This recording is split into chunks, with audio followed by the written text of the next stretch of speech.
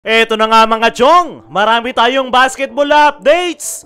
Coach Tim Cone, sinabing hindi papatay ang never say die attitude ng Barangay Ginebra. RJ Abarrientos, malaki ang pasasalamat sa kanyang tito na si Johnny A matapos ang Manila Clasico. Ito ngang si RJ Abarrientos mga chong ay napakaganda ng ipinakitang performance sa kakatapos lang na Christmas Clasico, kung saan ay nagtala nga ito ng 20 points. 17 dyan ay nanggaling noong second half, kung saan pinangunahan niya yung comeback ng Barangay Ginebra. At mas naging special nga yung laro na yan para kay RJ Abarrientos dahil yan nga yung kauna-unahang pagkakataon na nakalaban niya yung kanyang tito na si Johnny Abarrientos na magdadagdag sa flavor ng rivalry ng dalawang kuponan. At coincidentally ay pareho ngang third overall pick ni Coach Tim Cone, si Johnny A at RJ Abarrientos. At ayon nga mismo sa nasabing Ginebra rookie ay talagang chine-cherish niya nga raw yung every moment na nakasama niya sa paglaki yung kanyang tito. Palagi nga daw yan nandyan para suportahan siya at parang tatay na nga rin daw yung turing niya sa kanyang tito dahil simula bata ay ito na yung gumagabay sa kanya. Kaya naman napakalaking araw ng respeto nitong si RJ Abarrientos kay Johnny A simula pagkabata hanggang ngayon na nakatapat niya ang kupunan ng kanyang tito na Magnolia Hotshots, kung saan ipinakita niya talaga yung kanyang buong makakaya bilang pagrespeto na rin sa kanyang tito na si Johnny A.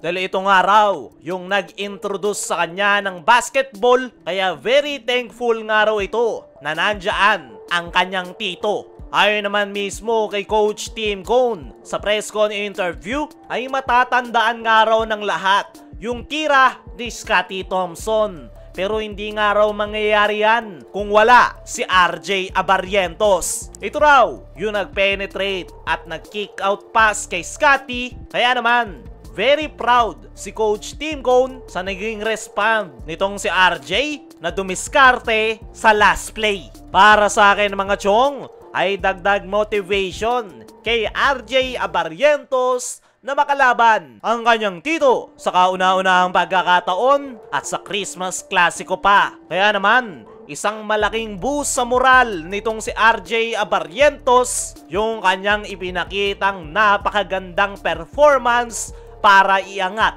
ang Barangay Ginebra. At naniniwala ko mga chong na ito na yung magandang simula ni RJ sa Barangay Ginebra. Actually, last conference pa yan nagsimula. Pero dahil sa napakaganda niyang ipinakitang performance sa Christmas Clasico, ay hindi na ako magugulat na mabibigyan ito ni Coach Tim Cone ng mas malaking minuto at mas malaking role sa Barangay Ginebra sa kanilang mga upcoming games, o hindi naman kaya maipasok sa starting 5. Dahil as of now ay ang role ni RJ sa Barangay Ginebra ay coming off the bench. Hindi pa nga ito ipinapasok ni Coach Tim sa kanyang starting 5 dahil loaded nga yung kanyang guard rotation, at the same time ay nangangapa pa si RJ nitong mga nakaraan sa kanilang sistema na triangle offense. Pero ngayon nga na okay na yung kanyang ipinapakita at nakuha na yung kanilang sistemang ginagamit,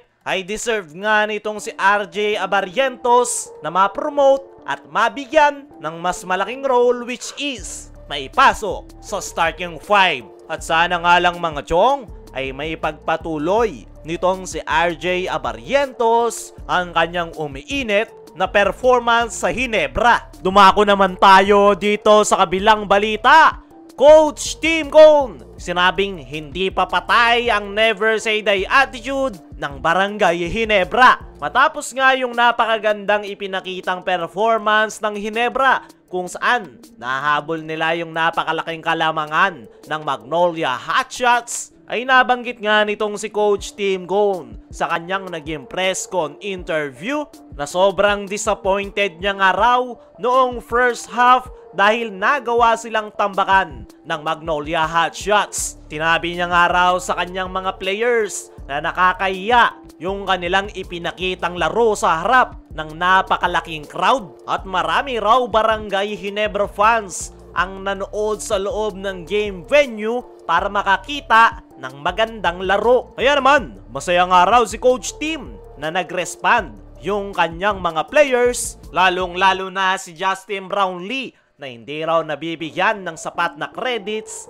dahil grabe raw yung depensa nito kay Ricardo Ratliff at si RJ Abarientos naman daw yung trumabaho sa opensa. At yan nga raw yung aura ng never say die attitude kaya nakuha nila ang panalo. Nabanggit pa nga ni Coach Tim na ibang-iba raw yung era ni Jaworski noon sa Barangay Ginebra. Pero nararamdaman pa rin daw nila at pinag-uusapan yung never say die attitude dahil parte pa rin daw yan ng kanilang culture sa Barangay Ginebra. Kaya naman, nabanggit ni Coach Tim na buhay at hindi nawala ang never say die attitude na pinangunahan noon ni Robert Jaworski. Kaya mga chong, ano ang masasabi nyo sa sinabi ni Coach Tim na hindi nawala ang never say die attitude ng Barangay Ginebra? Ano rin yung masasabi nyo patungkol sa respeto ni RJ Abarientos sa kanyang tito na si Johnny A? I-comment mo lang dyan sa ibaba.